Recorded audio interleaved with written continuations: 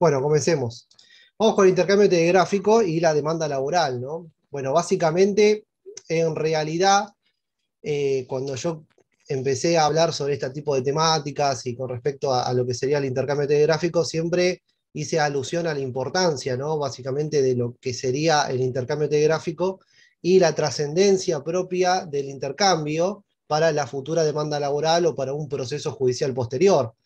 Entonces, este intercambio telegráfico es fundamental porque es la base sustancial de cualquier demanda laboral que vayan a interponer en lo que sería el foro laboral, tanto en Nación, en provincia de Buenos Aires. No sé en qué provincia están litigando, pero obviamente que a nivel nacional, de acuerdo a la ley 23.789, el intercambio telegráfico es fundamental para luego interponer lo que sería la demanda laboral posterior, ¿no? Entonces, el abogado fundamentalmente no debe fallar en el intercambio telegráfico. Algunos doctrinarios dicen que el abogado debe ser casi perfecto, no debe ser absolutamente pulcro a la hora de iniciar el intercambio telegráfico, porque si existe un error en el intercambio telegráfico, esto va a repercutir directamente en lo que sería la interposición de la demanda posterior.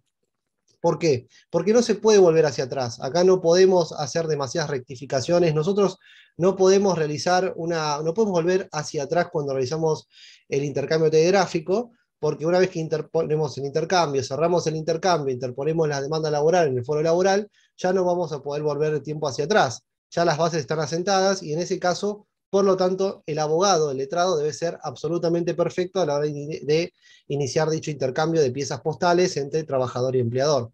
Obviamente que el abogado puede representar tanto a la parte empleadora como a la parte trabajadora, y el abogado debe estar preparado tanto para representar a una u otra parte.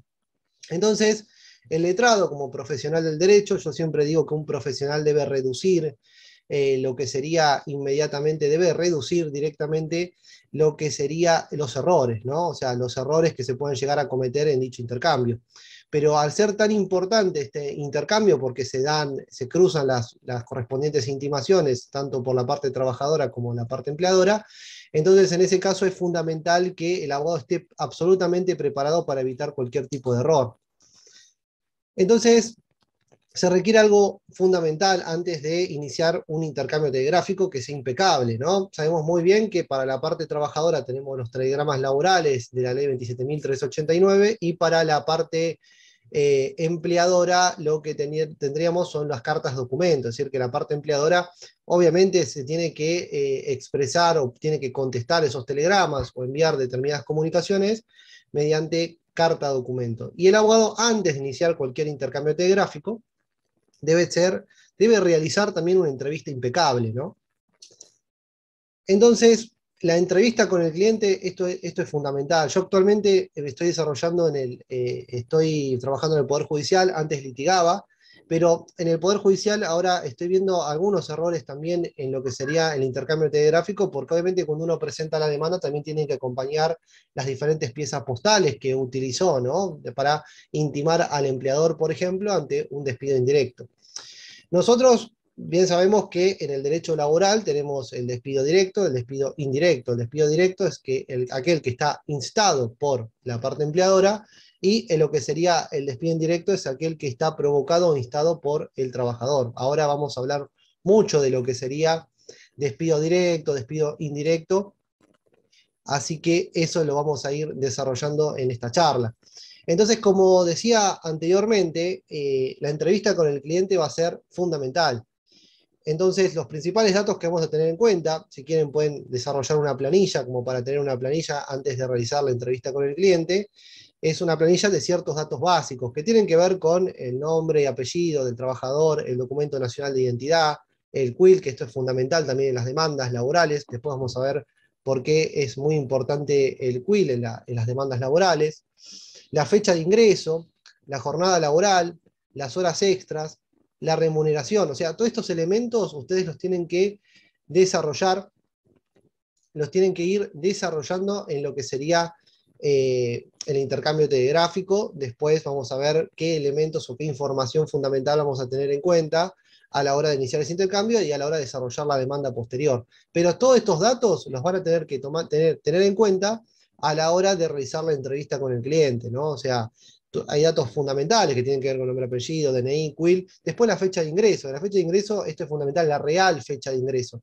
Porque como bien sabemos nosotros, en el derecho laboral prima lo que sería el principio de realidad, ¿no? Después tenemos la jornada laboral. Esto es fundamental porque a veces hay errores con respecto a la jornada, porque nosotros ponemos en determinado horario, bueno, generalmente los que se ponen, los colegas ponen determinado horario en el que trabajó el trabajador, pero no ponen si la jornada laboral es completa, si es parcial. Entonces, ante esas circunstancias, es conveniente, ¿no? Es conveniente determinar si la jornada laboral es completa, si es parcial. Esto también lo vamos a ver ahora. Las horas extras, el trabajador trabajaba horas extras, si le debían horas extras también. Y la remuneración, esto es fundamental, porque hay que hacer una distinción entre lo que sería la remuneración percibida y la remuneración devengada. La remuneración percibida, seguramente ustedes lo saben muy bien, pero quiero recalcar esto, es la remuneración que el trabajador percibía por la labor. O sea, obviamente que al trabajar el empleador tiene la obligación de pagar una remuneración y el trabajador otorga su fuerza de trabajo a favor de un empleador, pone tiempo de su vida a favor de un empleador, pero percibe una remuneración. La remuneración percibida es aquella remuneración que realmente percibe el trabajador, ¿no? Es la que está cobrando mes a mes. Y la remuneración devengada es la remuneración que el trabajador le correspondería percibir por la tarea, es decir, es una diferencia entre lo que es y lo que debería ser. Y nosotros siempre como abogados tenemos que defender lo que debería ser, en realidad. ¿Qué es lo que debe cobrar el trabajador de acuerdo al convenio colectivo aplicable y de acuerdo a lo que sería la escala salarial vigente en ese momento? Eso es lo que tiene que defender el abogado. Por lo tanto, nosotros, obviamente, en el intercambio telegráfico, en el primer telegrama que hagamos de la intimación, vamos a poner lo que pasó, o sea, lo que es decir, cuánto cobraba realmente el trabajador, en realidad cuánto cobraba realmente el trabajador y lo que debería percibir de acuerdo al convenio colectivo aplicable y las escalas salariales vigentes. Esto es fundamental, ¿no? O sea, de acuerdo, tenemos que denunciar todo lo que pasó y denunciar realmente cuál fue la fecha de ingreso, porque a veces el trabajador, no sé, comenzó a trabajar determinada fecha, no sé, en el año 2020, y recién en el año 2022 se lo puso en blanco, o sea, se dice, está mal dicho, ¿no? En blanco, se lo formalizó, digamos, ante los organismos correspondientes, ante AFIP. Pero, y se lo colocó obviamente en el sector formal de la economía. Entonces, la realidad es que hay que hacer una distinción precisa y tener en cuenta que existe una gran diferencia entre lo que el trabajador percibe y lo que el trabajador realmente debe percibir. Pero esto hay que denunciarlo en el telegrama, ¿no? Después, tenemos una ley, que esto es fundamental, esta ley, sí, obviamente hay que leerla, analizarla también, vamos a analizarla juntos. No en este momento, pero vamos a tratar de ir desarrollando algunos elementos propios que se desprenden de esta ley, que es la ley 23.789 sobre el servicio de telegramas y carta de documento gratuito para el remitente.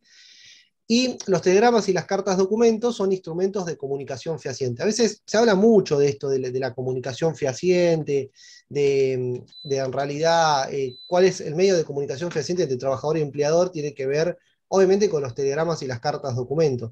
Por lo tanto, a veces cuando les llegue al estudio jurídico un trabajador que diga, no, porque el empleador me despidió de manera verbal, ¿no? O por WhatsApp, eso no es un medio de comunicación fehaciente en realidad. Por lo tanto, no se está respetando lo que sería el principio de buena fe, que también vamos a ver que está en el artículo 63 de la Ley de Contrato de Trabajo, porque entre trabajador y empleador tiene que existir la buena fe. Y esta buena fe, ¿cómo se materializa? ¿Cómo se puede llegar a canalizar la buena fe? Se preguntarán todos. En realidad, no es una pregunta que uno se haga un domingo a la tarde, ¿no? Digamos, pero en realidad, ¿cómo se puede materializar la buena fe entre trabajador y empleador? Y en este caso, se materializa mediante un medio de comunicación fehaciente. A mí me pasa algo fundamental o sustancial como trabajador, se lo tengo que comunicar al empleador. No todas las comunicaciones, vamos a ver, no todas las comunicaciones son hostiles o no todas las comunicaciones implican una intimación bajo un apercibimiento o una consecuencia jurídica. Hay comunicaciones que tienen que ver con, por ejemplo, no sé, a veces es recomendable, en realidad siempre es recomendable si el trabajador se muda de domicilio, también decírselo al empleador mediante una comunicación fehaciente, mediante un telegrama, ¿no? También el empleador tiene que mandar una carta documento al trabajador cuando haya algún tipo de modificación en el contrato de trabajo. Por ejemplo, va a tener que empezar a trabajar en otra sucursal propia de la empresa, vamos a comunicarle por carta documento. Y hay muchos abogados dedicados a enviar cartas documento que tienen que ver, o sea, por parte empleadora, que se dedican a la redacción de este tipo de cartas documento, que forman parte del estudio jurídico que se encuentra obviamente representando a la parte empleadora, y eh, la realidad es que se dedican a redactar este tipo de piezas postales que son comunicaciones inocentes, que no son comunicaciones que realicen ciertas intimaciones, apercibimientos o comuniquen cosas que puedan llegar a tener algún tipo de consecuencia futuro, ¿no? Entonces, después nosotros vamos a ver que en realidad la importancia de la comunicación entre los sujetos es muy importante que se comuniquen los elementos sustanciales propios o las modificaciones propias del contrato de trabajo. Se lo tiene que modificar, se lo tiene que comunicar, perdón.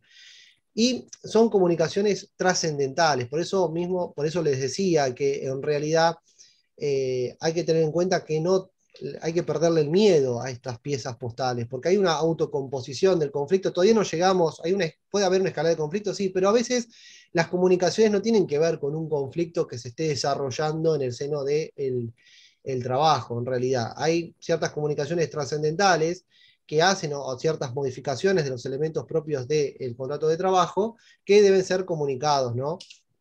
Entonces, ¿qué clase de comunicaciones pueden darse en el contrato de trabajo? Tenemos comunicaciones sin apercibimiento, que son comunicaciones realmente inocentes, yo las llamo comunicaciones realmente inocentes, como les decía, una modificación de la sucursal donde trabaja el trabajador, no sé, comunica que en determinado momento se va a mudar, va a cambiar de domicilio, eso también es necesario para comunicárselo al empleador. ¿Por qué? Porque el empleador tiene que saber a dónde enviar él las comunicaciones fehacientes a lo que sería básicamente el trabajador. Entonces tienes que saber dónde está viviendo el trabajador en ese momento.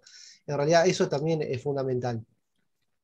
Y después tenemos, me estoy yendo muy para adelante, después tenemos comunicaciones con apercibimiento, que son comunicaciones que importan una intimación, ¿no?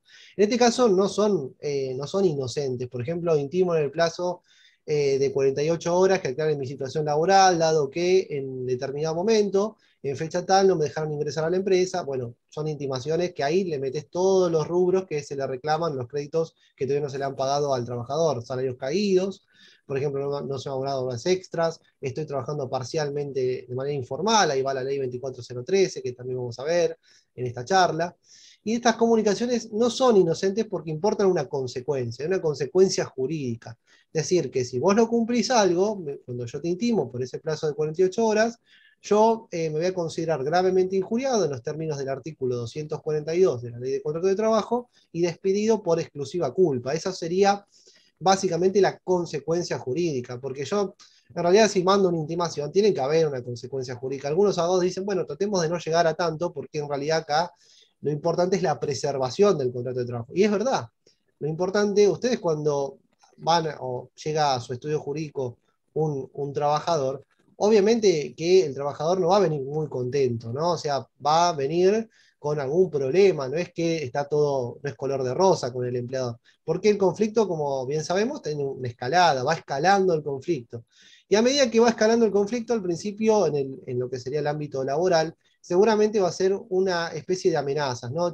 Le va a decir el trabajador al empleador, bueno, tratar de ponerme en regla, ponerme en blanco, porque yo vengo hace muchos años trabajando en negro, se le da como una especie de aviso de manera verbal. Después el conflicto empieza a escalar porque el trabajador ve ciertas situaciones de injusticia en el seno del ámbito laboral, ¿no? Ve ciertas situaciones que no le agradan demasiado, y entonces ese conflicto puede derivarse o desencadenar, por ejemplo, que el trabajador vaya a ver a un abogado de confianza y le diga, mirá, yo hace determinado tiempo ingresé a trabajar, yo hace 10 años estoy trabajando de manera informal, trabajando en negro, ¿qué me corresponde a mí? ¿Qué se le puede intimar al empleador? Porque obviamente que ya los apercibimientos anteriores, cuando se inició este conflicto en la primera etapa, en realidad son orales, son verbales, son conflictos que tienen que ver con ciertas discusiones entre el trabajador y el empleador, pero no pasa a mayores porque no hubo una comunicación fehaciente. No es que el trabajador le envió un telegrama redactado por él, que esto es un error también. Esto, en la mayoría de los casos, los trabajadores en sí no saben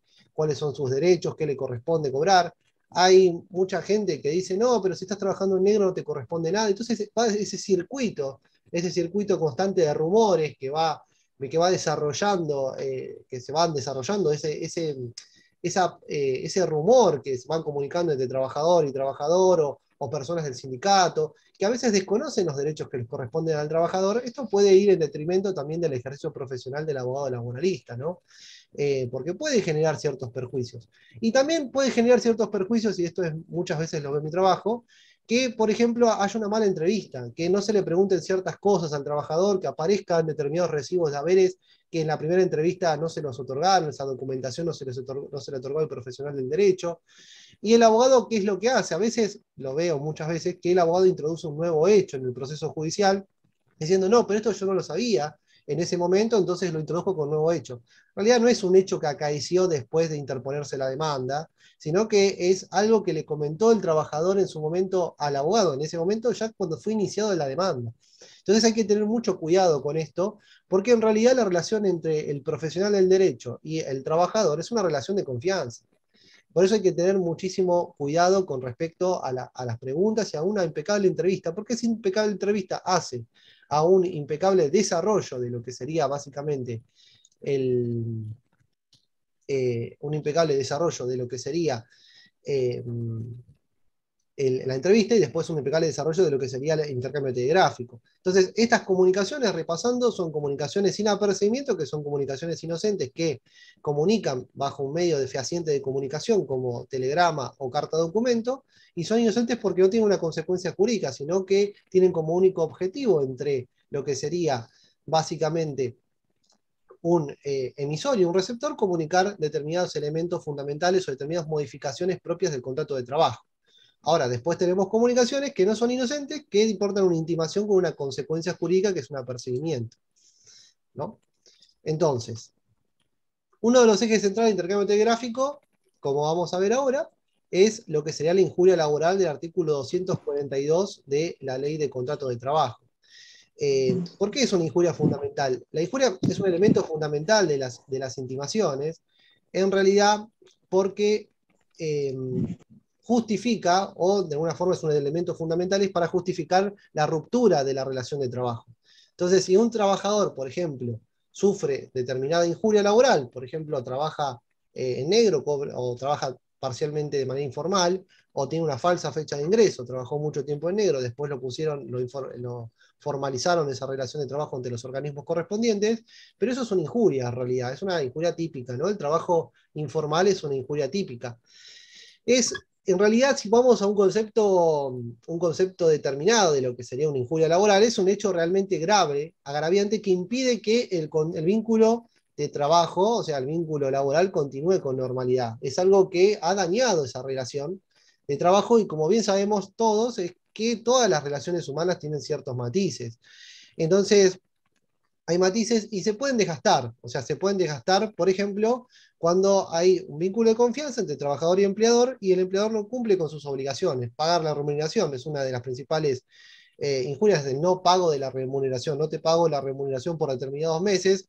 Eso es una injuria porque una de las principales obligaciones propias, básicamente propias del empleador, es pagar la remuneración porque el trabajador pone a disposición su tiempo y su vida, su fuerza de trabajo a favor del empleador. Después, bueno, obviamente que podemos llegar a hablar de lo que sería la hiposuficiencia propia del derecho de trabajo, que existe una disparidad entre el trabajador y el empleador, y en este caso ustedes también tienen que prepararse no solamente para representar trabajadores, sino también parte empleadora y saber contestar los telegramas que les envían los trabajadores, ¿no? O sea, si quieren apuntar al derecho laboral, pueden hacer obviamente parte trabajadora, parte empleadora, y van a ir desarrollando todos estos elementos, los pueden desarrollar desde el otro lado de la vereda, ¿no? O sea, ustedes ven cómo se defiende el trabajador, qué elementos tiene, y ustedes qué elementos tienen por parte del empleador. Si van por la parte trabajadora, qué elementos tienen, como para iniciar la estrategia propia del intercambio telegráfico.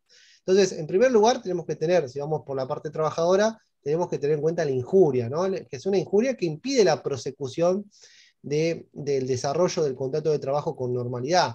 El contrato de trabajo tiene una vida, tiene un desarrollo, tiene un final. Y el final a veces está dado, ¿por qué? Por la ruptura que tiene que ver con el despido indirecto instado por el trabajador porque ya no da más.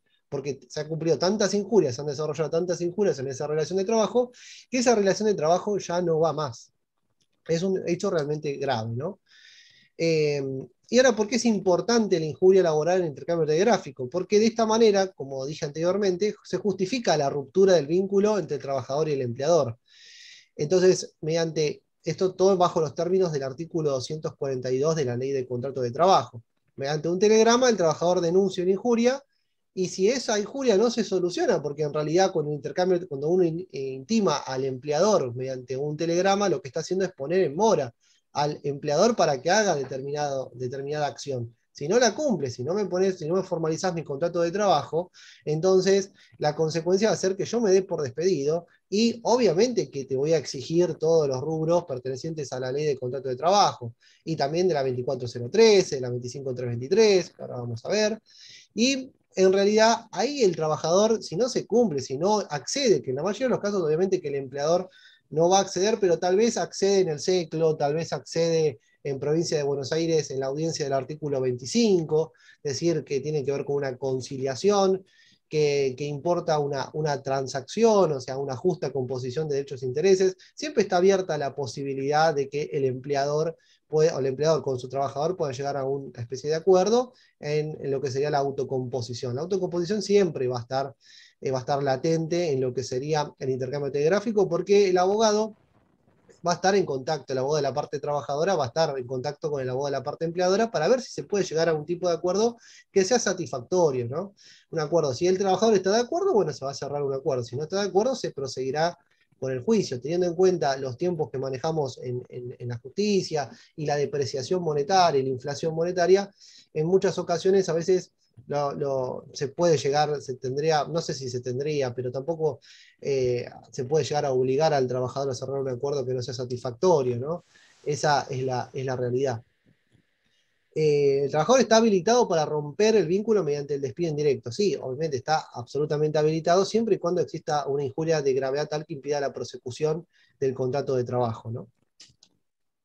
Ahora, entonces, lo primero, siempre y cuando existe una injuria del artículo 242, ese hecho grave, grave a nivel laboral, y el trabajador intima al empleador a que cese determinada injuria. Si el empleador no accede, entonces opera el despido indirecto, es decir, que si vos no accedes, no cumplís con esto, la consecuencia va a ser que se rompa el contrato de trabajo con las correspondientes consecuencias que tienen que ver con la exigencia, por ejemplo, en sede laboral, de determinadas indemnizaciones. Una injuria laboral, en realidad, siempre hay que tener en cuenta esto, en realidad no es algo demasiado grato, no es nada grato, porque cuando el trabajador va al estudio jurídico del profesional del derecho, del abogado, en realidad va con un problema. Cuando uno va al médico, va a veces, bueno, a veces no, no siempre, pero en general va con algún tipo de problema de salud o algo, tal vez quiera hacerse determinado estudio, pero en realidad cuando va al profesional, el trabajador, cuando va a su abogado de confianza, en realidad va con un problema. Y tiene que ver con esto, con las injurias, y para saber qué le corresponde, ¿no? ¿Qué le corresponde? Pero para saber qué le corresponde, todo, bueno, hay que armar bien la entrevista, hacer una liquidación laboral y comenzar con la redacción de acuerdo a la expresión del trabajador del telegrama. Eh, y tener en cuenta por qué es importante también el intercambio telegráfico, porque es la base de la demanda laboral, y también van a ir fijándose los hechos. Con el telegrama se van a fijar los hechos que se van a desarrollar luego en lo que sería la demanda laboral. Siempre tengan en cuenta que el telegrama, o sea, lo que se desarrolla en el telegrama, en realidad es el cuento, y lo que se desarrolla en la demanda es la novela, es lo más extenso. Entonces, ustedes fijan las bases propias en lo que sería el telegrama, y después, luego, lo que van a tener que hacer es desarrollar, si se llega, por ejemplo, a una futura demanda laboral, van a tener que desarrollar con mayor profundidad lo que serían los hechos y los diferentes rubros que exigieron en el telegrama. El artículo 242 de la Ley de Contrato de Trabajo, que se refiere a la injuria laboral, determina que una de las partes podrá hacer denuncia del contrato de trabajo en caso de inobservancia por parte de la otra de las obligaciones resultantes del mismo, que configure injuria y que por su gravedad no consienta la prosecución de la relación. Acá vemos diferentes elementos. Hay una de las partes, por ejemplo, el empleador, que no cumple con sus obligaciones, como por ejemplo poner en blanco al trabajador, pagarle la remuneración, pagarle las horas extras.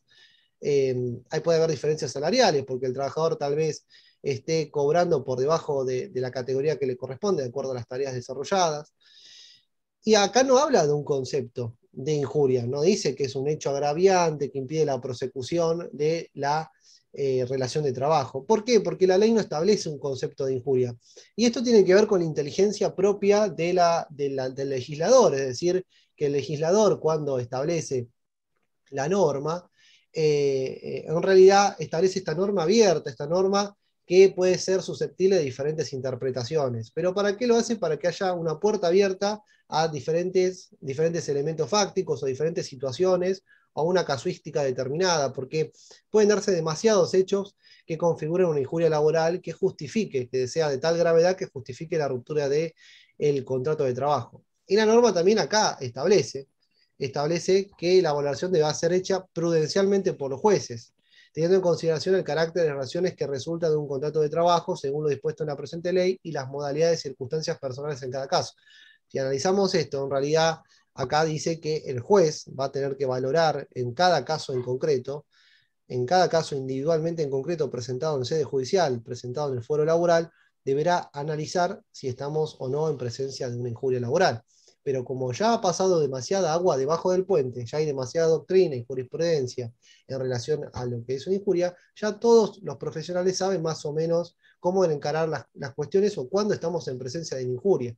Si me decís que el trabajador estuvo muchos años trabajando de manera informal, obviamente que eso es una injuria, porque el trabajador no tiene derecho a vacaciones pagas, al aguinaldo, a la remuneración que realmente le corresponde de acuerdo a la escala salarial vigente, y no lo están haciendo, y a la escala salarial vigente del convenio colectivo de trabajo, no están haciendo los aportes jubilatorios. Entonces, todo ese tipo de cuestiones, todos esos derechos básicos que ya nos podemos referir al artículo 14 bis de la Constitución Nacional, en realidad acá no están presentes. Esa es la cuestión en el trabajo informal.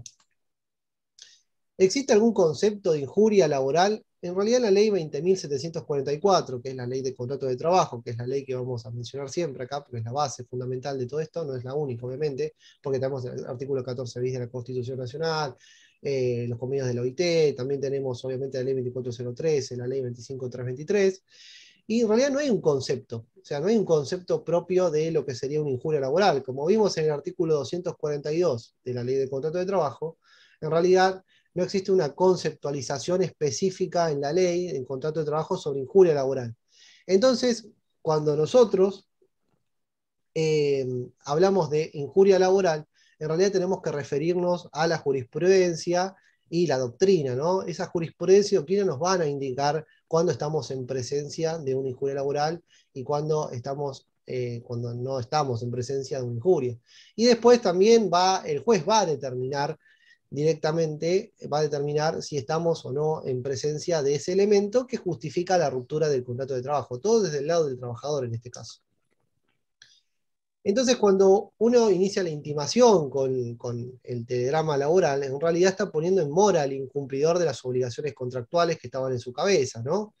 Para que éste tenga el tiempo suficiente, es decir, el primer golpe lo da el trabajador, pero el otro tiene que tener la posibilidad, el empleador, la parte receptora de la pieza postal, tiene que tener la posibilidad también de defenderse, ¿no? Entonces, poner en mora, intimar por el plazo, por ejemplo, de 48 horas, para que diga si va a poner en blanco o no al trabajador, y se le da también un plazo más de 30 días para que cumpla con todos los requisitos burocráticos necesarios. Eh, la realidad es que poner en mora es fundamental, ¿no? Poner en mora porque es dar el primer golpe, y hace a la buena fe del artículo 63 de la Ley de Contrato de Trabajo, ¿no? ¿Se ve bien? Se me pueden decir por chat, porque en realidad estoy como acá medio. Pensé que se trabó. ¿Se ve bien? Ah, perfecto. Listo. Muchas gracias. A Daniela Becerra. Perfecto. Tuve miedo de que se trabara todo. Mil disculpas. Porque vi una imagen de una persona, de una persona que era una colega y se congeló. No sé, me pareció agarra miedo a veces de que se desconecte. Muchas gracias. Entonces, lo principal es poner en mora a la parte contraria, y esto importa actuar de buena fe, porque como bien sabemos, los medios fehacientes de comunicación son los telegramas y las cartas documento. Entonces vamos a poner en mora a la otra parte, es decir, intimarla para que haga determinada cosa, por ejemplo, al empleador para que ponga en blanco, y si no lo hace, la consecuencia jurídica va a ser directamente la ruptura de esa relación de contrato de trabajo. Y el juez después va a determinar si estamos ante una injuria o no. Pero si más o menos esté bien encarado el intercambio telegráfico, que en realidad no es más o menos, sino que debe estar encarado de manera perfecta, denunciando todas las injurias, individualizando cada una de las injurias. Trabajo parcialmente en negro, falsa fecha de ingreso, diferencias salariales, se me deben 4 salarios, se me deben horas extra, no me pagaron los aguinaldos de estos periodos. Eh, pues hay miles de injurias que se pueden llegar a dar en el contrato de trabajo y algunas que son muy típicas, ¿no? Como el trabajo informal o parcialmente informal. Después, se ha determinado que jurisprudencialmente hay algunos parámetros que tienen en cuenta los jueces para valorar si estamos en presencia o no de injuria, o una injuria grave laboral del artículo 242 de la Ley de Contrato de Trabajo. La causalidad, es decir, que tienen que haber una relación causal, perdón, es decir, un hecho y una consecuencia, como vimos en la responsabilidad civil, ¿no? Hay un determinado hecho y una consecuencia y eso determina la responsabilidad. En este caso, hay una injuria determinada que tiene como consecuencia directa, obviamente, la ruptura del contrato de trabajo. Tiene que haber una proporcionalidad. No todas las injurias van a dar lugar a lo que sería el despido, ¿no? Hay ciertas cuestiones que tal vez se puedan llegar a resolver inmediatamente, tal vez hablando verbalmente o haciendo un intercambio de correos electrónicos con el abogado de la parte empleadora. No todo tiene que llegar a juicio. O sea, la realidad es que el abogado tiene que estar preparado para ser un gran conciliador, y no tienen que agredir al otro abogado provocando una escalada del conflicto de manera innecesaria. ¿Por qué? Porque la realidad es que nosotros somos colegas, estamos ejerciendo el derecho, no tenemos por qué agredirnos entre nosotros, siempre se debe mantener el respeto, ¿no? Si otro colega no lo hace, bueno, es una cuestión de él, es una cuestión afectando la ética, está afectando la buena fe, pero nosotros no tenemos por qué agredir al otro, ¿no? Y después la oportunidad, si una injuria se produjo en determinado momento y no se hizo la denuncia, no se lo puso en mora a la otra parte, en realidad, bueno, se ha faltado a lo que sería el elemento de la oportunidad. O sea, tiene que haber una oportunidad determinada para determinar o para intimar al otro a cumplir determinada acción, ¿no? Pero esto, por ejemplo, de trabajo negro, hay personas que han trabajado en negro muchísimos años, esto es una injuria absolutamente grave, y en realidad después de muchos años recién realizan las intimaciones. Entonces, este elemento de la oportunidad, decir, bueno, inmediatamente voy a hacer la intimación, y no, ¿por qué? A ver, esto es muy discutible, porque en realidad la persona necesita ese dinero y por mucho tiempo necesitó trabajar de esa manera para mantener a su familia. Por eso el contrato de trabajo en un sistema capitalista es absolutamente importante, porque es un elemento fundamental propio de este sistema que le permite al trabajador acceder a una remuneración y de esa forma, al percibir la remuneración, puede desarrollar su plan de vida y puede, obviamente, comprar los alimentos necesarios, cubrir sus necesidades básicas. Por eso el abogado, en vez de ir siempre al choque, en realidad cuando se hace el intercambio, el primer golpe tiene que ver con la intimación, pero no todos los trabajadores quieren romper esa relación de trabajo. Esa relación de trabajo puede preservarse porque está al principio de la preservación del contrato de trabajo y porque la ruptura del contrato de trabajo en realidad implica también un gran daño, ¿no? Es una ruptura violenta y está en juego el principio de la conservación del contrato de trabajo. Romper una relación de trabajo puede tener muchas consecuencias económicas para el trabajador a futuro. Enviar la primera intimación, obviamente que se lo pone en una posición al trabajador más hostil, obviamente, frente a su empleador, y esto puede llegar a provocar determinada consecuencia, ¿no? ¿Qué tiene que ver? Obviamente, determinada consecuencia tiene que ver con la ruptura del contrato de trabajo, lo cual no va a ser muy grato ni para el empleador, porque le van a iniciar un hipotético proceso judicial posterior, ni tampoco nada grato para el trabajador. En general, el trabajador va a lo que sería el estudio jurídico del abogado cuando ya no da más o cuando ya la situación lo desbordó y el conflicto es demasiado profundo y no se puede subsanar ese conflicto, no se puede resolver mediante un intercambio de palabras con el empleador, obviamente. A estos elementos que mencioné anteriormente, la causalidad, la oportunidad, la gravedad propia de la situación, también tiene que ver con las circunstancias laborales y socioculturales, en realidad. El concepto de injuria va para las dos partes, tanto para el trabajador como para el empleador. Es decir, que si el trabajador se considera injuriado, se va a dar por despedido. Si el empleador se considera injuriado, también va a dar por despedido al trabajador, pero es un despido directo, no es un despido indirecto, es un despido directo que es instado por el empleador hacia el trabajador. También la injuria y su correspondiente valoración judicial está determinada, como dije anteriormente, por lo que sería la jurisprudencia y la doctrina, porque no tenemos un concepto determinado y específico propio de lo que sería la injuria del artículo 242 de la Ley de Contrato de Trabajo.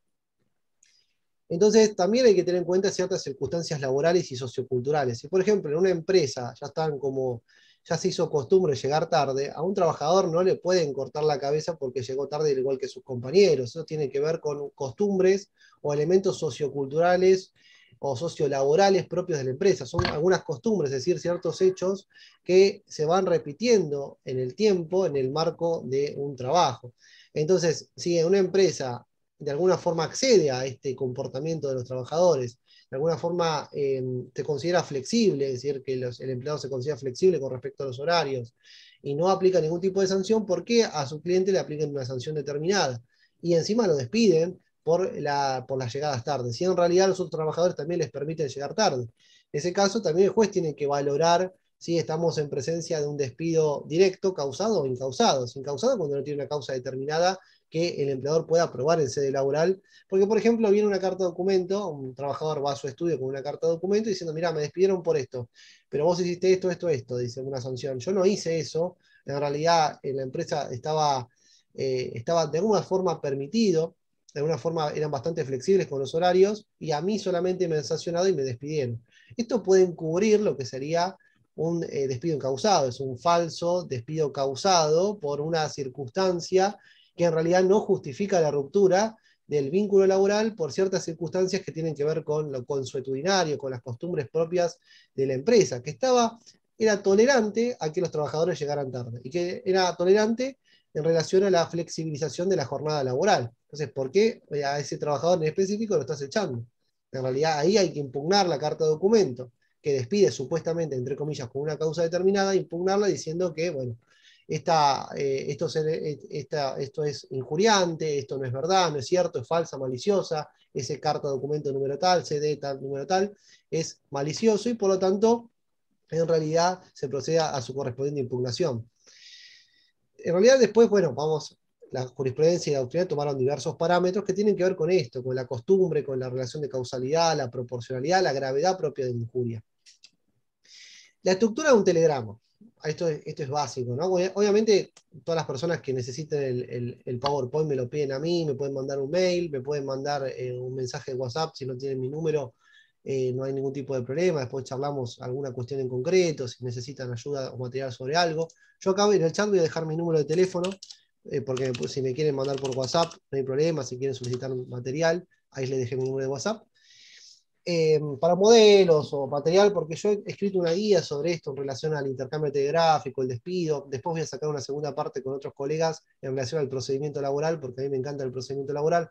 La semana pasada saqué un libro de medidas cautelares, este año voy a sacar un libro sobre derecho procesal electrónico, para el que le interese el derecho procesal civil, también laboral. Me encanta el derecho procesal, y esto en relación al derecho laboral, lo que tiene que ver con el intercambio telegráfico es fundamental, es la base. Entonces, la estructura de un telegrama laboral tiene que ver con intimación, un apercibimiento, plazo y norma.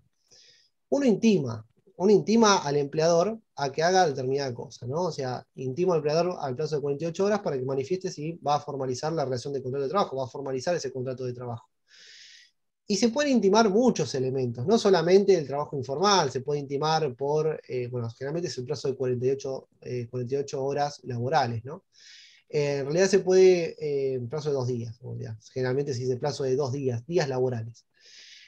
Se puede intimar para que haga determinada cuestión el empleador por determinados elementos que deben estar correctamente individualizados. Y cada uno de esos elementos que está relacionados directamente con la intimación tienen que ver con lo que sería una injuria laboral, es decir, trabajo informal, trabajo parcialmente informal, tiene que ver con... bueno, tienen que ver con ciertos elementos que impiden la prosecución normal de la relación de trabajo. Me debes 4 salarios, hay salarios caídos en ese caso, horas extra, no me pagaste determinados aguinaldos. Son determinados elementos que se van sumando, es decir, determinados granitos de arena que forman una montaña, que después, bueno, es basura que se va acumulando debajo de la alfombra que tiende a explotar. Y después, obviamente, un apercibimiento. Tiene que ver con la consecuencia jurídica de si vos no accedés, una vez que te pusiste en mora, vos no accedés a lo que sería básicamente a la intimación. Si vos no accedés como empleador, no accedés a esto, la consecuencia jurídica es que yo me dé por despedido por exclusiva culpa y inicie las correspondientes acciones legales. El plazo tiene que ver, como dice que este elemento, el plazo tiene que ver con 48 horas, 2 días laborales, y la norma jurídica es fundamental. A ver, ¿por qué la norma jurídica la tenemos que mencionar? Y pero me van a preguntar algunos, obviamente también esta discusión también, lo he hablado con otros colegas, con otros amigos, el tema de la norma, ¿no? O sea, hay que poner, sí, sí, obvio, es una cuestión top. Si uno ve los modelos de los telegramas, todos tienen la normativa, tiene que ver con la ley de contrato de trabajo, artículo 232, 233, 245 de la ley de contrato de trabajo, 242, como es el caso de la injuria, que siempre va a ir, el 242. ¿Y por qué tienen que ir estos elementos? Porque si bien uno cuando redacta el telegrama le está hablando ¿a quién? Al magistrado futuro. No sabemos quién va a ser el magistrado porque van a sortear un juzgado, un órgano judicial determinado, pero cuando uno redacta un telegrama, le está hablando al juez. Por lo tanto, tiene que ser impecable ese telegrama. Ese telegrama debe ser pulcro, pulido, se deben evitar los errores materiales involuntarios. Hay ciertos errores, pueden existir ciertos errores en la redacción del telegrama, pero esos errores en realidad se pueden rectificar. Esos errores, si yo me equivoco una fecha, si yo me equivoco un monto, si yo me equivoco un rubro que me faltó, obviamente que se lo tengo que notificar y rectificar ese telegrama poniendo CD número tal, que es el telegrama que enviamos primero, que está equivocado, que tiene un error, y se lo enviamos nuevamente al empleador, diciendo, por ejemplo, ese telegrama donde se dijo tal, se debió haber dicho tal cosa. Entonces, eso es una rectificación, porque vengo a redactar el presente telegrama para subsanar un error material involuntario en el telegrama CD número tal, donde se dijo tal cosa y donde se debió haber dicho tal otra. Entonces, de esa manera rectifico, y por el principio de buena fe, ustedes lo sustentan siempre en el principio de buena fe, yo me equivoqué, pero lo admito. La mejor forma de ocultar un error es admitiéndolo. Esto aplíquelo para toda la vida. O sea, la mejor forma de ocultar un error es admitiendo el error. Lo mismo pasa que nosotros, por ejemplo, con otros colegas, a veces nos equivocamos, bueno, después me dicen, doctor, se equivocó, y perfecto que me lo diga. Eso no hay ningún tipo de problema. Y obviamente que si me equivoqué, lo revisaré y lo vemos, todos nosotros nos equivocamos. Por eso yo siempre digo, a ver, en el intercambio telegráfico hay que prestar muchísima atención, lo sé, pero a veces se puede haber equivocaciones, tampoco hay que apurar las cosas, hay que realizarlo con pulcritud a la redacción y no hay que apurarse redactando usando un modelo copiado de alguna página que encontré o lo que me prestó un colega. Si un colega les acerca un modelo, primero léanlo, primero vean si se ajusta a lo que ustedes necesitan y después péguenle una pulida. O sea, ustedes van a poner su nombre debajo del telegrama, van a poner su contacto. Siempre aconsejo que pongan el contacto. Es un número de WhatsApp, es un número de teléfono personal, su correo electrónico del estudio jurídico. Eso es fundamental para que el colega que reciba ese telegrama de la parte empleadora obviamente sepa con quién se va a contactar, ¿no? O sea, esto es fundamental. ¿Cuál es el abogado que está representando? ¿Quién está asesorando a este trabajador? Porque él, a veces, bueno, obviamente todo trabajador que inicia un reclamo de estas características o de esta índole va a tener que estar asesorado. Entonces son los elementos, la estructura básica de un telegrama tiene que ver con la intimación. El apercibimiento, la consecuencia jurídica, el plazo y la norma. Las normas siempre tienen que ir, las normas jurídicas. Principales normas que se van a utilizar es la ley de contrato de trabajo, la ley 2403, la ley nacional de empleo, la ley 25323. Y obviamente cuando hay algunos colegas que acá, bueno, dicen, se dice, generalmente se usa esto, se estila, poner estos elementos en mayúscula, ¿no? Cuando un abogado puede expresar un telegrama, redactar un telegrama a puño y letra, sí, se puede realizar, pero más al principio de la informalidad, sí, bueno, se puede realizar la informalidad, la flexibilidad de la redacción propia de estas piezas postales, se puede desarrollar en realidad. Lo que pasa es que no es lo más conveniente y no es tan prolijo de esa manera, porque siempre piensen en el receptor de la pieza postal. Si el receptor, en ese caso, tiene que leer eso, que es un montón de elementos, traten de hacerlo siempre por computadora y también de cara también a su cliente, ¿no? Entonces, porque eso le va a dar mayor profesionalismo, ¿no? Pero si están muy apurados por los plazos y todo, también pueden ir al correo, pedir un formulario de Telegram 23.189 y empezar a redactarlo a mano, si están muy apurados. Eso sería la última ratio. Lo mismo la última ratio sería provocar lo que sería la ruptura de la relación de trabajo. Eso sería la última ratio. Entonces, esos elementos se generan intimación. Intimo, en mayúscula, plazo de 48 horas. Bajo percibimiento de considerarme gravemente injuriado y despedido por exclusiva culpa, mayúscula. Plazo, 48 horas, bueno, la realidad 48 no se puede poner en mayúscula, minúscula, pero son números. Si quieren, pónganlo en letras también, en letras y números. Y la norma, bueno, ley de contrato de trabajo, eh, por ejemplo, 24013, 25323. El juez conoce el derecho, iure curia noi, obviamente el juez conoce el derecho, cuando lee el telegrama, esa pieza acompañada en la demanda, el juez conoce el derecho, ya lo sabemos muy bien todos, pero siempre hay que incluirla. Lo mismo pasa en la demanda, que cuando ustedes redacten una demanda laboral, que vamos a ver también ahora, tienen que incluir las normas jurídicas, básicamente. Y hay que individualizar cada una de las injurias laborales. Esto es fundamental.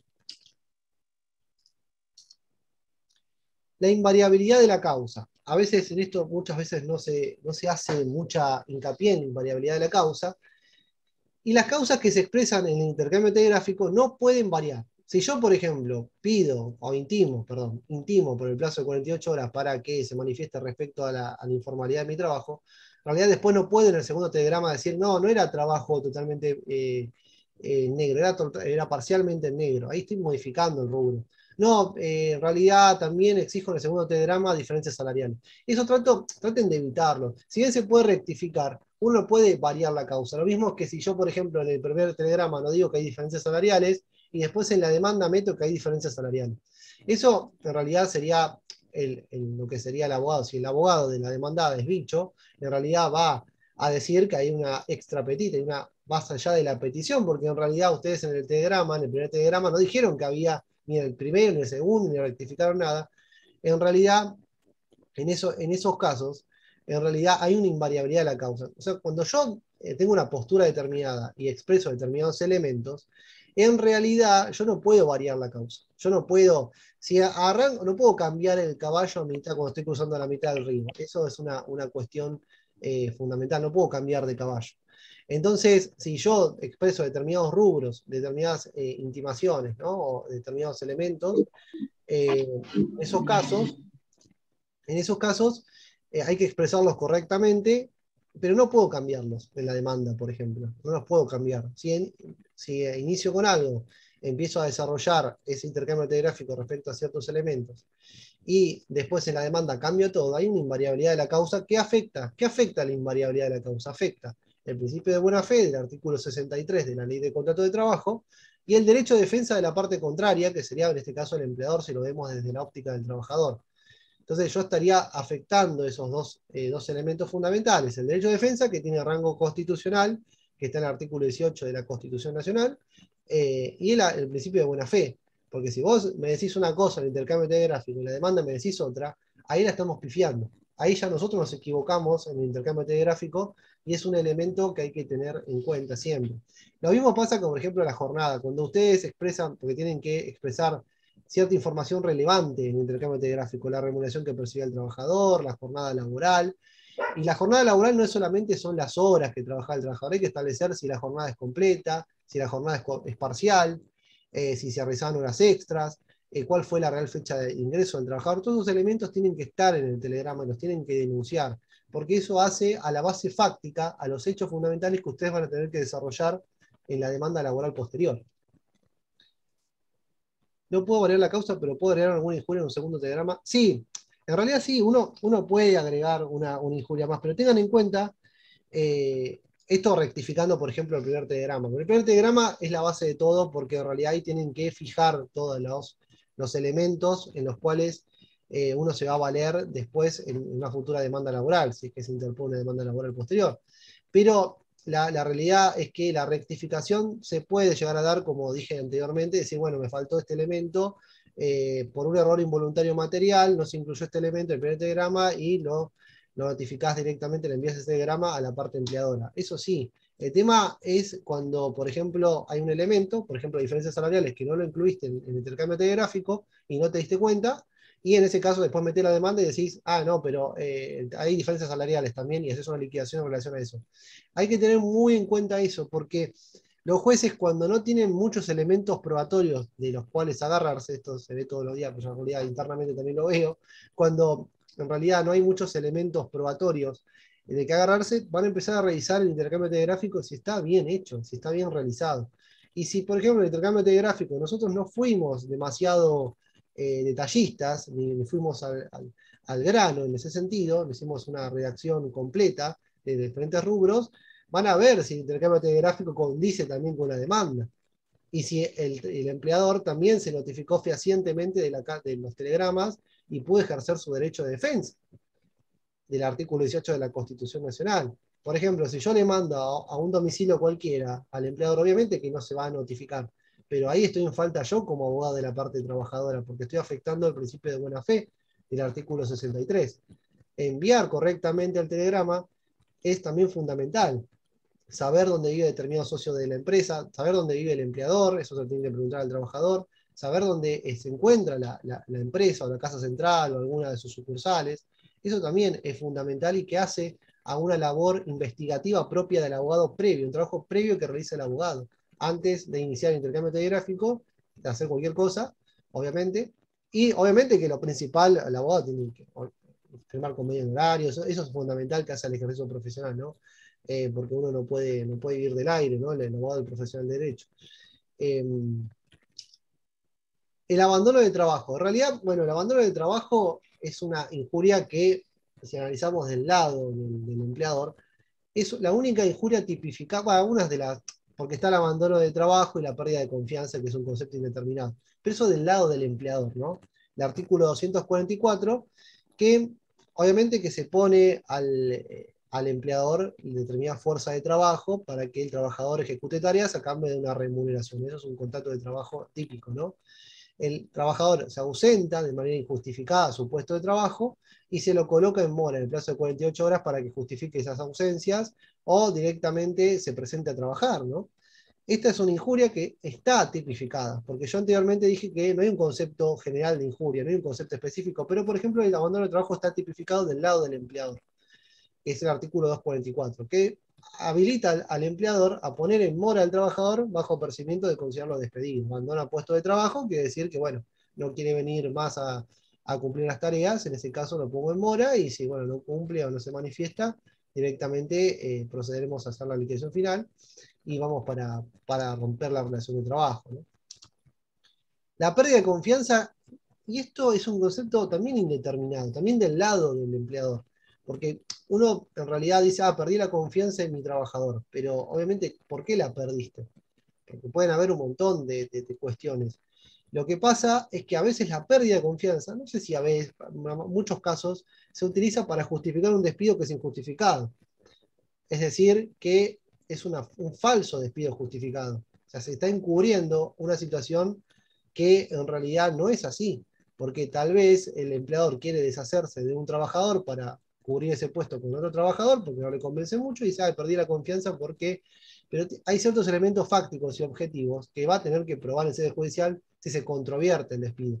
¿Qué quiere decir esto? El empleador considera que perdió la confianza porque, no sé, porque en determinados días faltó el trabajador.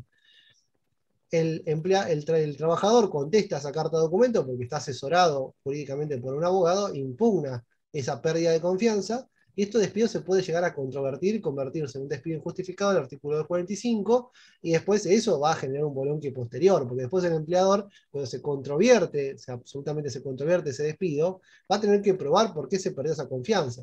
Si dice no, porque el trabajador, además, bueno, la pérdida de confianza también puede ser que se hayan robado ciertos elementos, ciertas herramientas.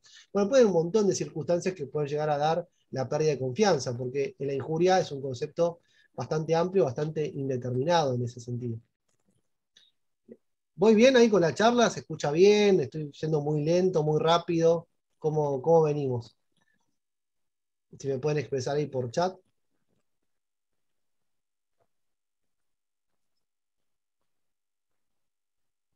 Cualquier duda, cualquier consulta, muy completo, perfecto, doctor. Igual falta todavía un poco más. Espero que no se aburran. Ahora vamos a seguir desarrollando. Después, tal vez,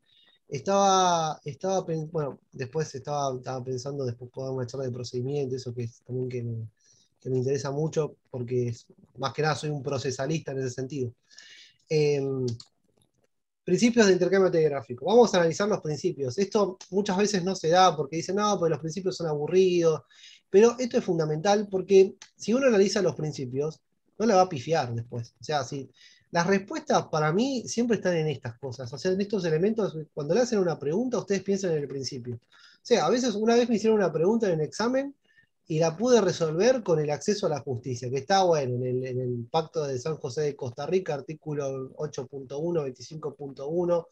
En realidad, a veces estos principios se desprenden también de los tratados internacionales, con jerarquía constitucional, de acuerdo al artículo 65 y 122 de la Constitución Nacional. En este caso, de la Ley de Contrato de Trabajo, una ley nacional que es bastante completa, que tuvo muchísimas modificaciones posteriores, pero cuando a veces ustedes no encuentren la solución a determinada fundamentación, determinado argumento y quieren darle una vuelta de tuerca, van a encontrar la respuesta en muchos de los principios.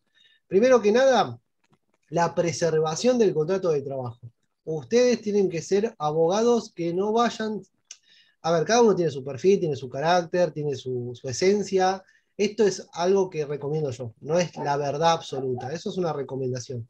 El abogado laboralista tiene que ser un abogado abierto, abierto a negociar, abierto a buscarle la solución a todo y abierto a hablar con el otro colega del otro lado. El otro colega no es el enemigo, somos colegas.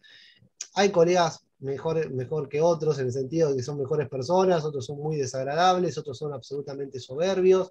A lo largo del ejercicio profesional se van a encontrar con de todo, con todo, perdón, a lo largo de toda esta experiencia van a encontrar muchísimas cosas que no les van a gustar o colegas que nos han contestado mal. Pero tengan en cuenta que somos profesionales del derecho, tenemos que siempre mantener una línea, mantener una conducta, y obviamente tampoco perjudicar al cliente. Pues, a veces no sé si escucharon que muchos clientes dicen, no, porque el abogado mío negoció con el abogado de la parte empleadora y me dejó a mí en banda. Bueno, muchas veces hay una mala relación entre cliente y abogado y ustedes elijan sus clientes también. Para hacerse mala sangre está la vida en general, en otras cosas más importantes, pero también sepan elegir a los clientes. Si dicen que no va más esta relación con el cliente, no va más y punto. Pasa así en la vida y en todo, porque a veces hay muchos abogados que renuncian, otros abogados que revocan poderes de otros abogados. Antes de revocar un poder, por ejemplo, lo que sería sede judicial, ya me estoy yendo por las ramas, traten de contactarse con el otro abogado, decir, mira, tengo un problema, pasa esto con tu cliente, ¿qué pasó? ¿Qué podemos hacer? Pero no revoquen por revocar a abogados que no desconocen quiénes son, porque el día de mañana se van a encontrar con ese abogado representando la parte contraria. Y obviamente que esto también tiene que ver con las relaciones personales. Todo el ejercicio profesional fundamentalmente tiene que ver con tener la cintura para manejar relaciones públicas o relaciones personales, ¿no? Bueno, la preservación del contrato de trabajo, artículo 10 de la Ley de Contrato de Trabajo. Fundamentalmente, el abogado laboralista tiene que hacer todo lo posible para preservar el contrato de trabajo, porque la ruptura del contrato de trabajo importa un daño. Una situación violenta, una situación específica que genera un perjuicio económico al trabajador, y por lo tanto el abogado siempre tiene que defender la preservación del contrato de trabajo. Ahora, si me decís, bueno, tengo 20 años negro, ya estoy cansado, bueno, ya es otra cosa, otro cantar. Ahí no se puede preservar ese contrato de trabajo que está sentado sobre la nada misma y es totalmente ilegal. O sea, no está cumpliendo nada el empleador. eh, entonces sí se justificaría la ruptura del contrato de trabajo. Ahora, si hay ciertas cuestiones que se pueden llegar a buscar una solución, ciertos salarios caídos, dos salarios que se cayeron, se les puede pagar.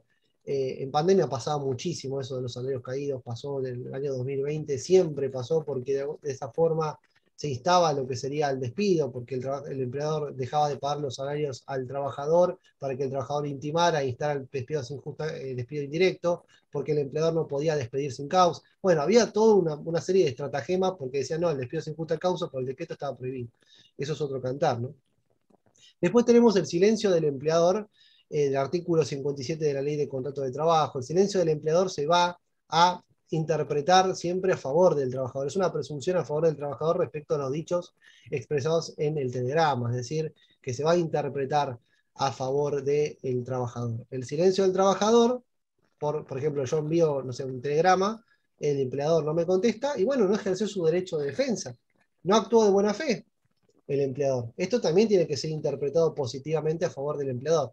Entonces, cuando el telegrama sea recepcionado, cuando ustedes saquen, obviamente, el seguimiento, lo descarguen de la página del correo argentino, el seguimiento del telegrama recibido tal día, o sea, entra el correo determinado día, está el poder del cartero.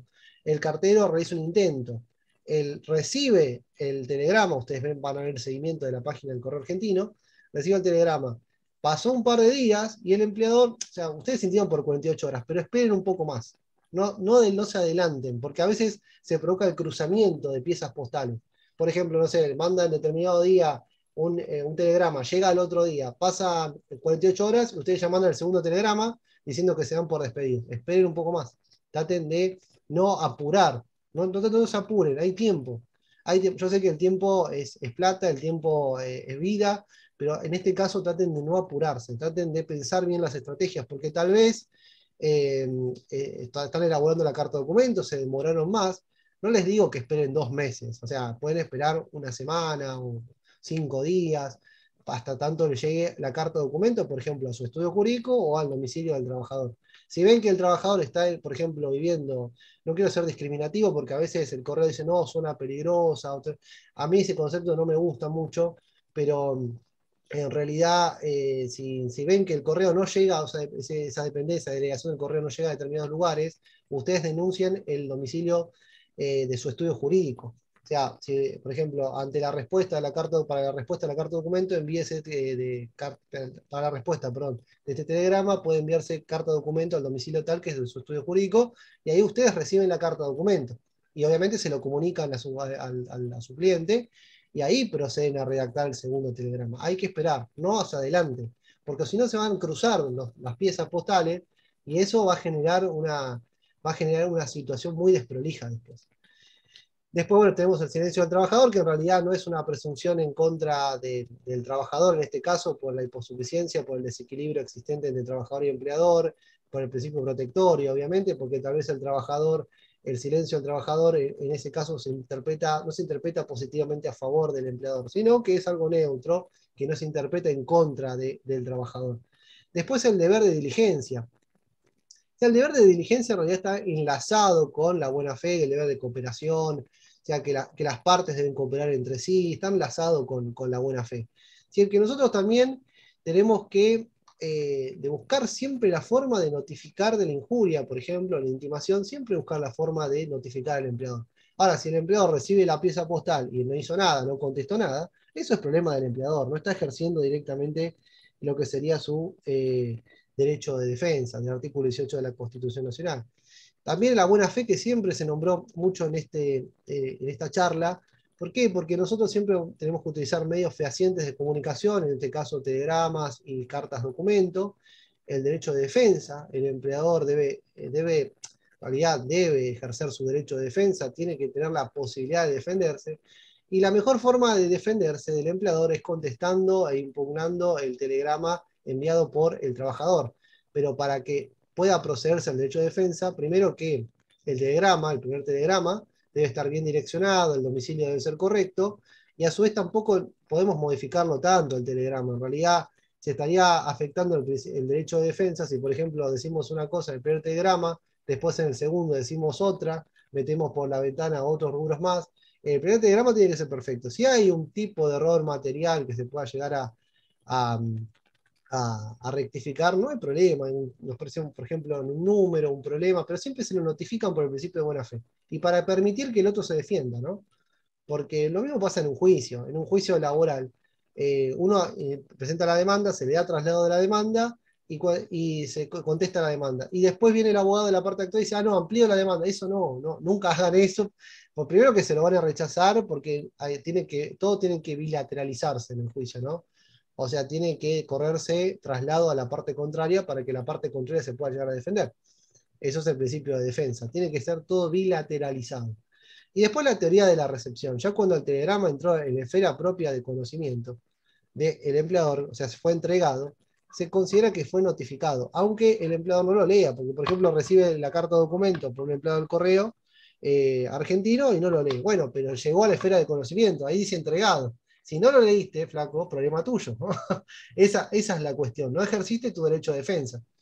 Lo mismo que el telegrama rechazado. Les va a pasar mucho que el telegrama venga rechazado porque ya esta cuestión es típica, ¿no? Dice, no, rechazó, dice acá que está rechazado, no lo quisieron recibir. Pero entró en la esfera de recepción, entró en la esfera de conocimiento de la parte empleadora, sí. Entonces, en ese caso, está notificado. Y por el principio de buena fe, todo elemento, toda pieza postal que se le envía al trabajador o que se le envía al empleador, sea de manera cruzada, o sea, telegrama o carta de documento, el deber de la otra parte, el destinatario, ya sea trabajador o empleador, es recibir la pieza, no rechazarlo. Porque si vos la rechazás, estás notificado de la existencia de ese telegrama como empleador, pero no estás notificado del contenido y no podés ejercer el derecho de defensa. Eso es muy grave para la parte, si ustedes hacen parte empleadora, siempre se tienen que defender, siempre se van a tener que defender y buscar siempre la posibilidad de llegar a un acuerdo o hacer que las cosas no sean tan, se la tomen tan a la tremenda, porque las piezas postales son muy importantes, pero no le tengan miedo. Igualmente en la vida siempre hay que, cuando uno tiene miedo, tiene que actuar igual, o sea, lo hacemos con miedo, lo hacemos con miedo, porque en realidad ustedes lo saben lo que tienen que hacer, pero a veces necesitan el apoyo de otro colega que confirme su creencia o confirme su conocimiento. Está perfecto. Y siempre, para mí, siempre la idea es ayudarse. Para mí es siempre la idea. Yo no soy una persona que si me hacen una pregunta con respecto a la teoría, con respecto a esto, les voy a contestar de mala manera o los voy a enviar a leer la ley. Eso jamás vendría de mí, ¿no? Porque hay muchas cuestiones que tienen que ver con esto que no están en la ley. Son cuestiones mucho más prácticas o que hacen a la jurisprudencia o a la doctrina. El domicilio es fundamental en el intercambio telegráfico, porque son los centros fundamentales donde van a ir dirigidos los telegramas y las cartas documentos, ¿no? El domicilio, como dije al principio de esta charla, siempre debe estar actualizado. Porque si hay un cambio de domicilio, por ejemplo, en la sede social, o hay un cambio de domicilio del trabajador, se lo tienen que notificar al empleado. Este tipo de cambios o elementos sustanciales tienen que ser notificados por el principio de buena fe. Las contingencias de las notificaciones tienen que ver con esas circunstancias que pasan mucho en la práctica, ¿no? O sea, la pieza postal se encuentra rechazada. Si la pieza postal está rechazada, quiere decir que el otro no quiere ejercer su derecho de defensa. Nosotros actuamos de buena fe, como dije anteriormente, le enviamos el telegrama, pero el empleador agarra y dice, no, no lo voy a recibir. Bueno, estás notificado del telegrama, pero no del contenido, entonces no te vas a poder defender. Te estás de alguna forma auto perjudicando. Hay una frase como era, que salió mucho en la tele, te estás haciendo mal, Ward, te estás perjudicando. El domicilio se encuentra cerrado. Si el domicilio se encuentra cerrado, intenten nuevamente enviar el telegrama, porque puede ser que no haya nadie en ese momento, o intenten buscar otro tipo de domicilio, o busquen otro domicilio, ¿no? El domicilio insuficiente. Por ejemplo, el típico caso es que ustedes denuncian determinado piso de un departamento, dicen piso 6, pero no dicen qué departamento es. Pues en el piso 6 hay departamento A, B, C. Entonces le va a volver rechazado el telegrama y decir, bueno, no lo encontré el funcionario, en este caso, bueno, el empleado del correo argentino, va a decir directamente, bueno, es insuficiente el domicilio, necesito más especificaciones. Necesito más especificaciones para saber dónde encontrar ese domicilio. Fuera del radio de reparto, quiere decir que el correo no está por fuera del radio de reparto en este caso, y en realidad en ese caso se puede llegar a proceder a otro tipo de intimación, otra pieza, ¿no? Puede utilizarse telegrama privado, puede utilizarse carta de documento, esto es oneroso. Puede utilizarse escribano, es muy caro que un escribano haga una notificación o levante un acta. En realidad, por el principio de gratuidad, siempre hay que intentar utilizar telegramas, pero a veces las circunstancias no ayudan, ¿no? La zona peligrosa, cuando hay una zona peligrosa, bueno, también se puede utilizar este tipo de reparto, pero siempre tengan en cuenta que los únicos medios fehacientes de comunicación son los telegramas y cartas documentos. La otra vez hablaba con un colega, qué bueno sería que, por ejemplo, se utilizaran ciertos correos electrónicos oficiales para enviar intimaciones y no tanto los telegramas, porque a veces, a ver, es un sistema que puede generar un poco de ¿qué se hace cuando está fuera de la zona de reparto? Bueno, en ese caso hay diferentes medios. Yo no sé si lo recomiendo o no, porque es oneroso. El tema de enviar cartas de documentos no es el mejor medio, o telegramas privados, en ese caso. Primero hablar con el correo, qué es lo que pasa porque está fuera de la zona de reparto, tal vez corresponde a otra delegación o a otro empleado del correo, eso hay que ver bien, hablarlo con el correo también. O directamente utilizar un medio privado, o sea, por ejemplo, un correo privado, o sea, Andriani, Oca, En general, obviamente que se usa correo argentino, ¿no? Pero y carta de documento siempre van a ser onerosas, siempre van a ser onerosas por parte del empleador, ¿no? Si quieren enviar una carta de documento va a salir. Y la redacción se cobra de otra manera, bueno, eso es muy personal de cada profesional, ¿no? Después. Bueno, después tenemos este elemento que tiene que ver con una de las principales injurias, tiene que ver con el trabajo no registrado. El trabajo no registrado siempre, para que no se haga muy extenso esto, yo preparé algunas filminas, después se las voy a alcanzar, si me pídanmelas por mail, mándenme un mensaje por WhatsApp. Entraron nuevos colegas. eh, Voy a dejar mi número de celular por si quieren material o necesitan alguna ayuda. Yo no tengo problema para seguir, obviamente, una tutoría en este sentido, porque tal vez hay cosas que las expliqué muy por arriba. En ese caso, envíenme un mensaje por WhatsApp, yo no tengo ningún tipo de problema, un correo electrónico y lo vamos a ir viendo.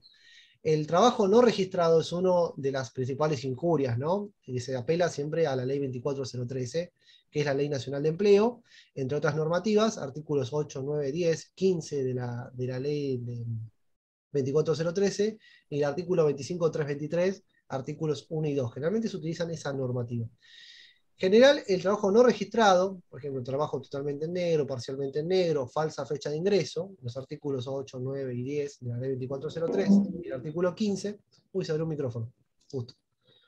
Ahora igualmente en el chat, si me puede repetir alguna pregunta, termino la charla y hablamos, no hay ningún tipo de problema, me mandan por el chat, o si quieren abrir el micrófono, creo que está la función de levantar la mano, me parece, mándenme un mensaje y yo le abro el micrófono y conversamos. Tratemos de ser lo más específicos posibles con las preguntas, así todos tienen oportunidad de preguntar, ¿no? Y en realidad el trabajo informal es una de las injurias por excelencia, ¿no? Esto en general es una problemática que afecta a toda América Latina, no solamente a Argentina. Tenemos esa normativa para empleos, en este caso, que están todavía vigentes, relaciones de trabajo que están totalmente vigentes en ese momento, y tenemos por la 24013. Y relaciones que no están vigentes por la 25323. Hay una delgada línea entre está vigente o no vigente. En general, por ejemplo, vamos a poner un ejemplo. El trabajador cobraba parte en blanco, parte en negro, estaba parcialmente registrado, es decir, cobraba 20.000 pesos en blanco, 20.000 en negro, en realidad, y en un momento el empleador se adelanta, le manda una carta de documento y lo despide. Ahí se rompe la relación de contrato de trabajo, y entonces a nosotros nos queda que la 25323, porque es para relaciones de trabajo rotas, en ese caso. Y el trabajo no registrado, cuando la relación de trabajo está vigente, cuando el empleador todavía no se adelantó y despidió al trabajador por trabajo en negro, bueno, se aplica la 24013 en ese caso, ¿no? Bueno, esto lo voy a pasar por arriba.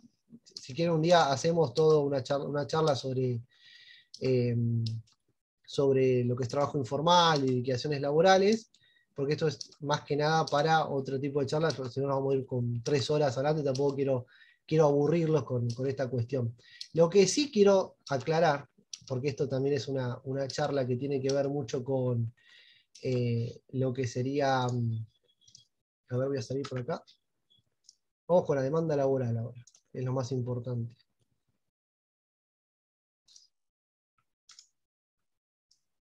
¿Se ve bien, no? ¿Ahí?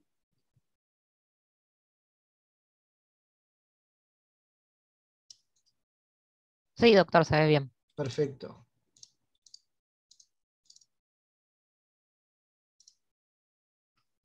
Tengo que buscar la forma de, a ver si se ve. Al fin voy a ir, al final.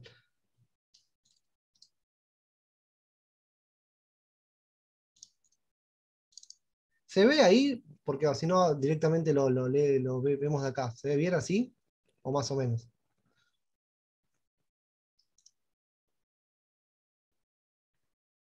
A ver, perfecto. Bueno, la demanda laboral, esto es por lo que vamos a hablar de aspecto práctico. La demanda laboral en realidad es un escrito, como algunos doctrinarios lo definen, es un escrito, pero es un escrito fundamental para la pretensión de la parte actora, en este caso la parte trabajadora, y es un desprendimiento lógico propio de lo que sería el intercambio telegráfico. Yo acá puse el artículo 330 del Código de Procedimiento Civil y Comercial de la Provincia de Buenos Aires, obviamente que el Código Procesal de Capital Federal, el CPCCN, en realidad establece otros elementos, en realidad son los mismos elementos porque Ahí están los elementos básicos propios de una demanda, ¿no? Específicamente una demanda laboral. Y después, por ejemplo, en Capital Federal tenemos la ley 18.345, que es la ley orgánica propia del procedimiento laboral específico en los fueros laborales de la Capital Federal. Y después tenemos la ley 11.653, que es de procedimiento de provincia de Buenos Aires, y artículo 31 de la ley 15.057.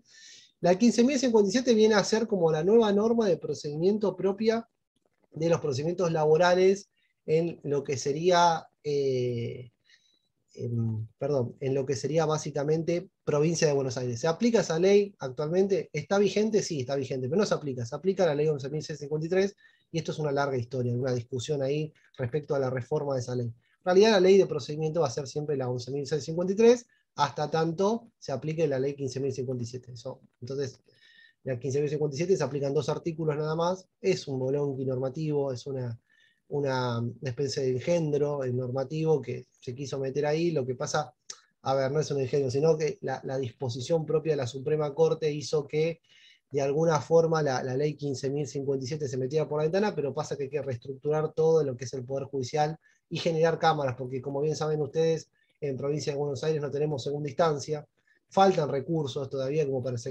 que se cree la segunda instancia, es complicado, se complica. Entonces, en la Capital Federal, repasando, tenemos la ley de procedimiento 18.345 y la ley de procedimiento en provincia de Buenos Aires, para que tengan en cuenta, es la ley 11.653. La demanda laboral, en realidad, es un elemento complejo que tiene ciertos elementos sistematizados y que tienen que estar interrelacionados.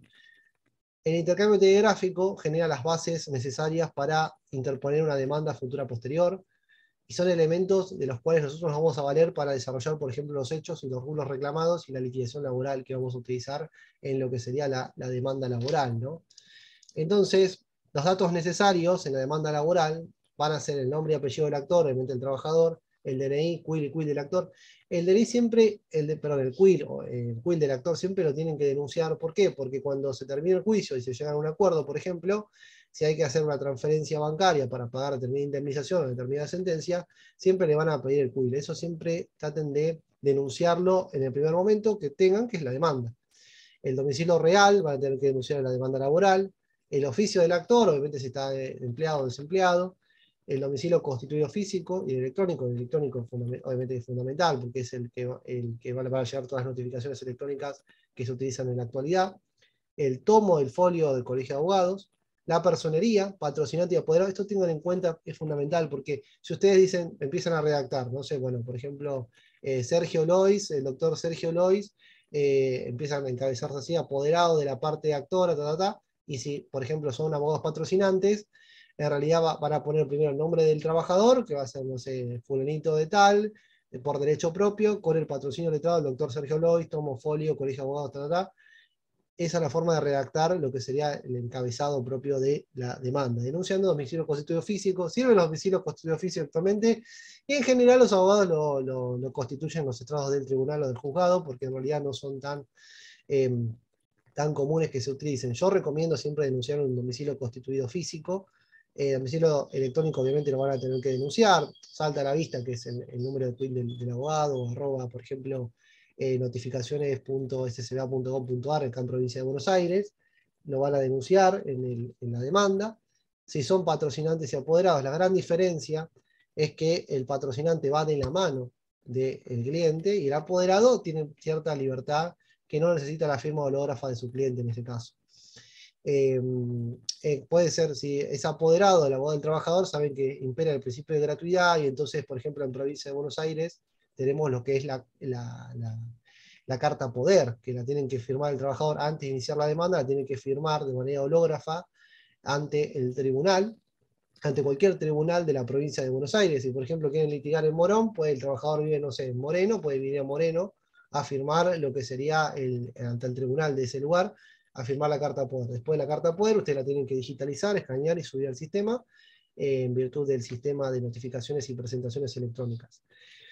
Después se debe de especificar correctamente y concretamente al demandado, ¿no? Puede expresarse que el demandado sea fulanito de tal, una persona física, una persona jurídica. Yo no recomiendo el demandado indeterminado. La ley de procedimiento, el Código de Procedimiento lo consagra, está la posibilidad del demandado indeterminado, es decir, hacer librar, por ejemplo, determinados oficios para determinar dónde se domicilia. Todo ese tipo de cuestión, todo ese tipo de elaboración, en realidad lo haría antes de la demanda. O sea, mientras tanto, antes del intercambio telegráfico, averiguar bien el domicilio del demandado.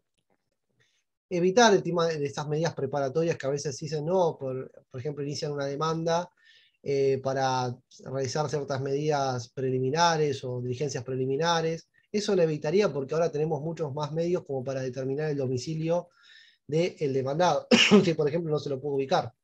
Entonces, si quiere meter una demanda a los solos fines de interrumpir la prescripción, bienvenido sea, porque va a ser una hojita. Ahora o sea, interponen demanda con el solo fin de interrumpir la prescripción. Con respecto a la extensión de la demanda, ustedes traten, al principio tal vez, yo digo siempre esta frase, ¿no? Extensión no es calidad. O sea, hay abogados que empiezan a hacer demandas, al principio cuando empiezan a redactar demandas las hacen muy extensas, de 65, 70 hojas, y después cuando pasa el tiempo te das dando cuenta que en realidad no necesitas tanto para desarrollar una demanda laboral. Siempre traten de escribir utilizando bueno, un buen interlineado, el tema de no escribir párrafos demasiado extensos, sino traten de utilizar entre 6 o 7 párrafos con punto y aparte. Traten de romper con esa dinámica propia que a veces hay mucho en las sentencias judiciales, que hay grandes extensiones de párrafos demasiado extensos sin punto y aparte. Traten de evitar eso, traten de ser lo más concreto y conciso posibles. En los hechos también, y los hechos va a ser un desprendimiento lógico de los hechos que ustedes denunciaron en los telegramas. Así que eso hay que tener siempre muy en cuenta. Y lo que se quiere evitar cuando ustedes presentan la demanda laboral, bueno, más allá de la extensión, más allá de evitar tanto el copiar y pegar, lo que se tiene que evitar es que le metan un previo, es decir, que ustedes metan la demanda y ya directamente apenas meten la demanda, ya le libran el traslado a la parte demandada. Esto es un golazo. O sea, hablando de demanda de despidos, ¿no? Siempre estamos hablando de despidos acá. ¿Sí? Demandas de lo que sería accidentes o enfermedades profesionales tienen otra dinámica, porque en realidad ustedes, como bien saben, de acuerdo a la ley 27.348, y en provincia de Buenos Aires, de acuerdo a la ley de adhesión 14.997, y el artículo 2J de la ley 15.057, y el artículo 103 de la ley 15.057, en realidad están obligados también a iniciar primero un trámite administrativo, un expediente administrativo ante la comisión médica del domicilio del trabajador, agotar lo que sería la vía administrativa, después utilizar ese recurso o esa herramienta que le otorga el artículo 2J en provincia de Buenos Aires, ¿no? Para acceder al foro laboral una vez que tienen el dictamen de cierre de la comisión médica, que determina el grado de incapacidad del trabajador o le determina que es 0 grado de incapacidad. Esto es un tema que se pueden dar 3 o 4 charlas, le puede hacer como una especie de mini curso, porque es un tema muy complejo, que está muy bueno, que es muy interesante, pero son estrategias propias de lo que sería ya accidentes y enfermedades profesionales. Acá estamos viendo más que nada lo que sería intercambio telegráfico en base a un despido, ¿no? Y los elementos fundamentales de la demanda tienen que ver con el título, obviamente que en 2 líneas ustedes pueden redactar lo que sería la demanda, el título de la demanda laboral, es decir, por ejemplo, inicio de despido incausado, determinado el objeto qué es lo que vienen a reclamar en sede judicial. Entonces venimos a reclamar el despido incausado del 245, diferencias salariales, salarios caídos, o sea, horas extras. La competencia, siempre tienen que meter una cápite de competencia. ¿Por qué? Porque a veces el demandado, una vez el que le contesta la demanda, le puede meter una excepción de incompetencia territorial. ¿Por qué excepción de incompetencia territorial? Y porque en realidad ustedes en realidad lo tendrían que haber iniciado en otro lugar. Tengan en cuenta siempre la competencia territorial. Por ejemplo, en la ley de provincia de Buenos Aires, la 11.653, artículo 3, que establece la competencia territorial de los tribunales para entender en las causas laborales por el lugar de celebración del contrato de trabajo, el lugar donde el trabajador prestaba servicios, el domicilio del demandado. O sea, agárrense de esa competencia, ¿no?